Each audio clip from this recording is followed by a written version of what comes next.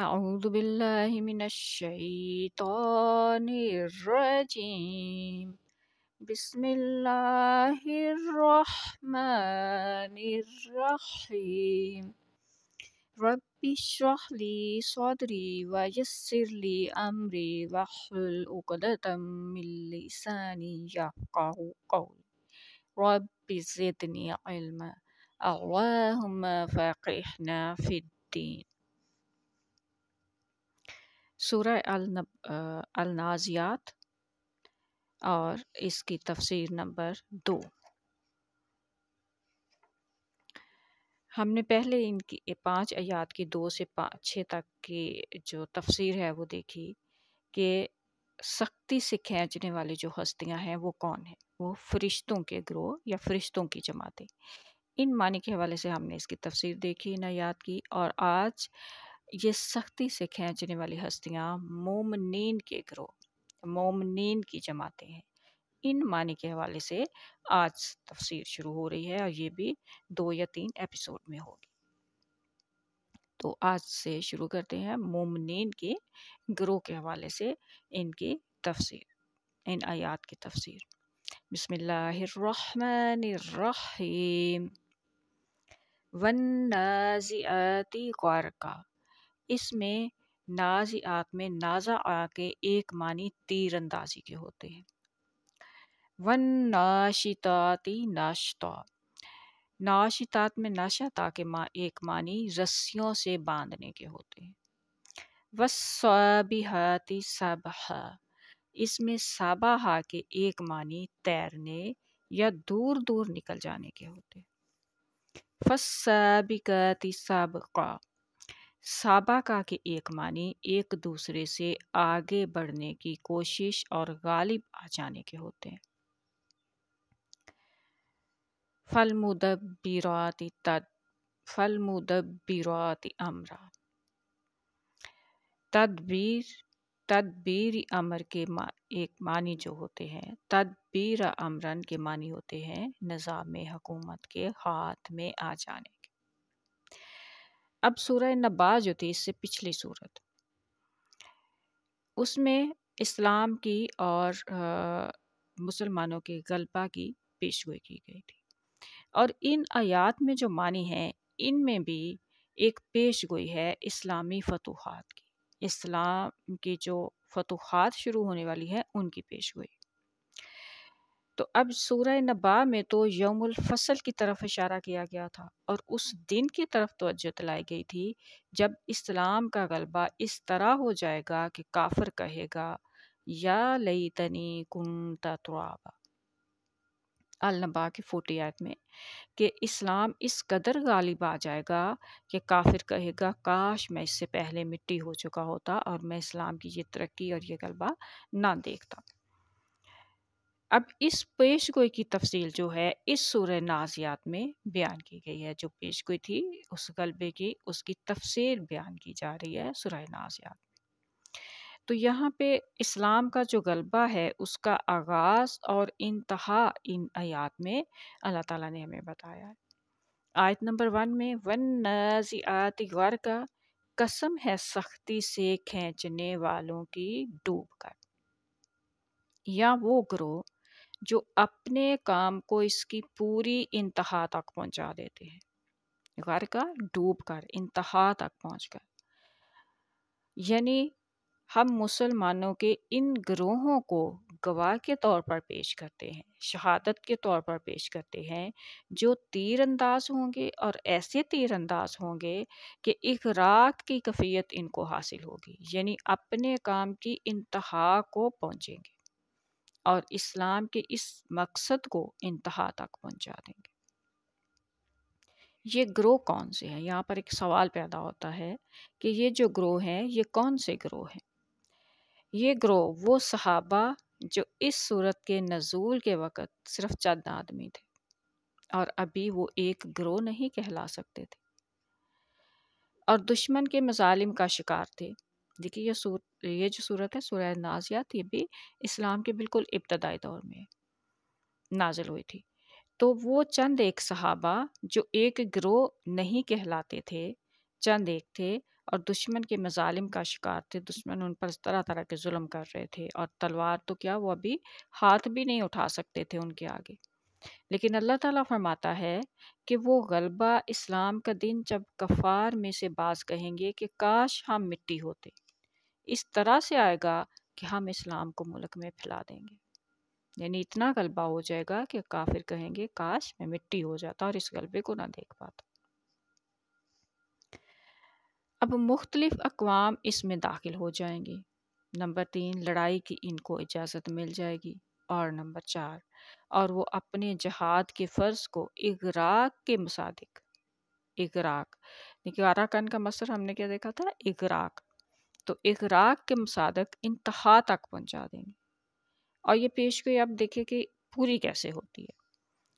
پیشگوئی کس طرح سے پوری ہو جائے گی؟ اسلام مکہ سے نکل کر مدینہ پہنچا، پیشگوئی پوری ہونے کی جو بعد میں جو حالات پیش آئے وہ اس پیشگوئی کو کس طرح سے پورے کر رہے ہیں، کہ جب پہلی پیشگوئی کس طرح سے آگے پوری ہوئی کہ اسلام جب مکہ سے نکل کر مدینہ میں پہنچا اور ایک قوم سے 2 قوم بن گیا۔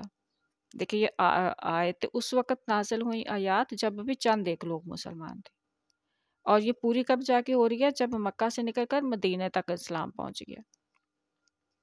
اوس و خزرج نے اسلام قبول کیا تو یہ 3 قوم بن گئے، اور جمع کا جو صیغہ تھا والنازعات والناشطات، اس میں جمع کے صیغے تھے، جمع کے جو صیغے تھے وہ ان پر پورے اترے۔ جس دن مسلمانوں کو جنگ کی اجازت ملی اسی دن سے وہ 3 گروہ تھے۔ اب جنگ بدر جو سب سے پہلے جنگ بدر ہوئی تو اس وقت کتنے تھے؟ 3 گروہ تھے، یعنی جس دن مسلمانوں کو جنگ کی اجازت مل گئی وہ اسی دن سے 3 گروہ تھے، اور والنازعات والناشطات میں جمع کا جو صیغہ تھا وہ ان پہ پورا اتر رہا تھا، اور نازعات ناشطات کہلانے کے مستحق تھے۔ جب یہ 3 گروہ اسلام کے جھنڈے تلے آ گئے تو وہ وقت آ گیا جب اللہ تعالیٰ نے فرمایا سورہ الحج کی آیت نمبر 40 سے 42 میں، اس کا ترجمہ ہے با محاورہ، یعنی اللہ تعالیٰ کی طرف سے ان لوگوں کو جن سے جنگ کی جا رہی تھی لڑائی کی اجازت دی گئی ہے، اور اس لیے دی گئی ہے کہ ان پر ظلم کیا گیا تھا، اور اس لیے کہ اللہ تعالیٰ ان کی مدد پر قادر ہے۔ اگر اس جنگ کے نتیجہ میں انہوں نے فنا ہو جانا ہوتا تو وہ ان کو کبھی جنگ کی اجازت نہیں دیتا۔ اللہ یعنی اللہ تعالیٰ جنگ کی اجازت دینا ہی اس بات کا ثبوت ہے کہ خدا ان کی مدد کا ذمہ دار ہو گیا ہے۔ وہ لوگ ایسے ہیں جو اپنے گھروں سے نکالے گئے بغیر اس کے کہ کوئی وجہ ہوتی، صرف اس بنا پر کہ انہوں نے کہا کہ اللہ ہمارا رب ہے، اور اگر اللہ تعالیٰ بعض قوموں سے بعض کا شر دور نہ کرے تو یہودیوں اور عیسائیوں اور مسلمانوں سب کی عبادت گاہیں تباہ ہو جائیں جن میں خدا تعالیٰ کا بڑی کثرت سے ذکر ہوتا ہے، اور یقیناً اللہ تعالیٰ اس کی مدد کرے گا جو اس کے دین کی تائید کے لیے کھڑا ہوگا، اور اللہ بڑا قوی اور غالب ہے۔ وہ لوگ جن کو اب بادشاہت ملنے والی ہے ایسے ہیں کہ جب ہم ان کے ہاتھ میں نظام حکومت دیں گے تو وہ نمازوں کو قائم کریں گے اور زکوٰۃ دیں گے اور نیک باتوں کا حکم دیں گے اور بری باتوں سے روکیں گے، اور دنیا میں اپنے نہیں خدا کی بادشاہت قائم کریں گے۔ الحمدللہ۔ نمبر 4، اور یہ بات بدر کے موقع پر پوری ہوئی۔ صحابہ رضی اللہ عنہ کو لڑائی کی اجازت ملی اور وہ اپنے سے 3 گنا سے بھی زیادہ دشمن کے سامنے جا کر کھڑے ہو گئے، اور یہ جنگ زیادہ تر تیروں کی جنگ تھی۔ اسی لیے اللہ تعالیٰ فرماتا ہے وَمَا رَمَيْتَ إِذَا رَمَيْتَ وَلِكِنَّ اللَّهَ رَمَى، سورہ انفال کی آیت نمبر 18 ہے، اور یہ تم نے نہیں پھینکے، بریکٹ میں ہے کنکر، تم نے نہیں پھینکے جبکہ ظاہر میں تم نے پھینکے لیکن حقیقت میں اللہ تعالیٰ نے پھینکے۔ یعنی جو مٹھی بھر کنکر رسول اکرم صلی اللہ علیہ وسلم نے پھینکے تھے، خدا تعالیٰ فرما رہا ہے کہ حقیقت میں اللہ تعالیٰ نے پھینکے تھے۔ اب اس میں مٹھی پر کنکروں کی طرف بھی اشارہ ہے، مگر اس طرف بھی اشارہ ہے کہ اس مٹھی کے پھینکنے کے بعد اللہ تعالیٰ نے پیچھے کی طرف سے ہوا چلا دی تھی، زرقانی میں لکھا ہو، اور نتیجہ یہ ہوا کہ مسلمانوں کے تیر نشانے پر اور زور سے لگتے تھے، اور کفار کے تیر ہوا کے دباؤ سے یا تو رستہ میں رہ جاتے یا بے اثر ہو جاتے تھے۔ نمبر 6، اور ان کے غرقن ہونے کا ثبوت اس طرح ملتا ہے کہ ان کے سامنے ایک ہی مقصد تھا کہ کچھ بھی ہو، کتنا ہی عرصہ لگے، وہ جنگ کرتے ہی چلے جائیں گے، پیچھے نہ ہٹیں گے۔ نمبر 7، اس کا ایک ثبوت یہ ملتا ہے کہ کفار نے ایک سردار عمیر بن وہب کو جنگ بدر کے موقع پر مسلمانوں کا اندازہ لگانے کے لیے بھیجا۔ اس نے واپس آ کر کہا کہ مسلمان 300 یا اس کے لگ بھگ ہوں گے۔ پھر اس نے اپنی قوم سے کہا،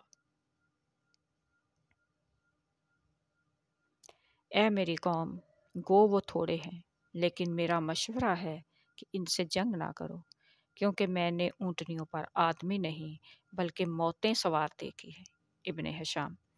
پہلے کفار اس کی بات سے متاثر ہوئے، مگر ابو جہل کی تدبیر سے جنگ شروع ہو گئی۔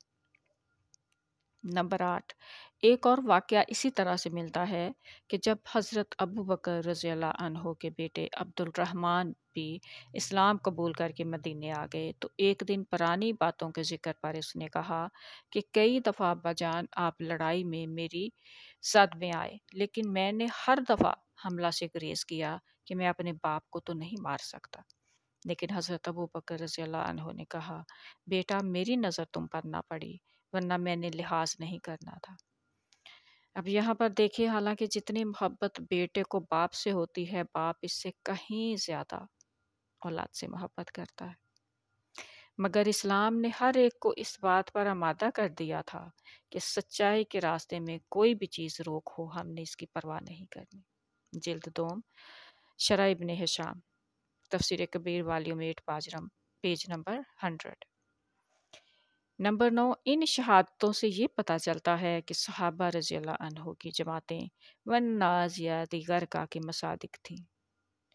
دیکھیں، والنازعات غرقہ کی کس طرح جیتی جاگتی تصویر نظر آ رہی تھی کہ پہلے صلح سے رہے اور صبر دکھایا تو حد تک دکھایا، اور جب نازعات بنے، تیر کمان ہاتھ میں پکڑی تو غرق ہونے کے ایسے ثبوت دیے، غرقن ہونے کا ایسا ثبوت دیا کہ جب تک تن سے